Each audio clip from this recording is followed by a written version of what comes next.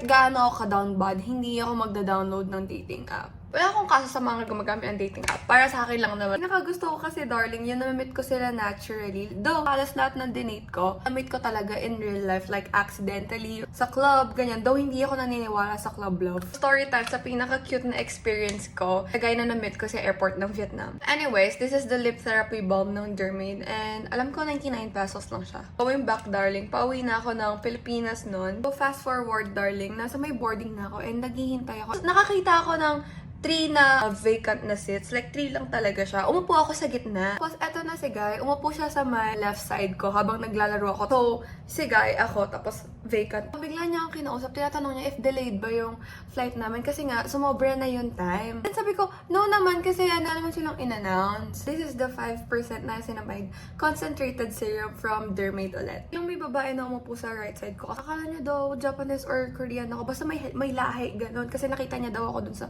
check-in. Ayun, bigla siya nagbigay ng mga life advice. Like, stay pretty lang, ganyan. Like, stay single and shit and all. Tumatawa na to si Guy. Tapos tinignan ko siya, like, nag-smile ako sa kanya. Yun, small talk lang, blah, blah, blah, blah. Hanggang sa nag-boarding na, nasa airplane na. Tapos nag-exchange pala kami ng IG bago kami mag-board. Nasa Pilipinas na kami. Una na pala siya sa immigration. Tapos ako, naabutan ko yung sobrang habang line. Sabi niya, hintayin niya daw ako doon sa luggage, yung umiikot. Tapos ang tagal niya naghihintay doon. Taladala niya na yung bag ko. Tapos sabi niya, breakfast. Sabi ko, sure, sa breakfast kami. And then, we know each other. So, nag-book na ako ng Grab. Nandyan na yung Grab ko. Pinagbuksan niya ako ng pintuan. Bago pa ako pumasok, darling, hawak-hawak niya ng dinner daw kami ng Wednesday. Tinatanong niya, sabi ko, sure, sabi ko ganyan. So, dumating na yung Wednesday. Pumunta kami sa Wildflower. Naging okay naman, like my type talaga. Nasundan pa yung mga dates namin. Mga 3 pa, oh. Ayun, nag-stop kami kasi sobrang busy niya. Pero ang maganda naman, good friends naman kami ngayon. Pero darling, nakaka-exhaust na makipag-date. Talagang nag-click. Pero tuloy pa rin ang dating life, darling, kahit nakaka-exhaust.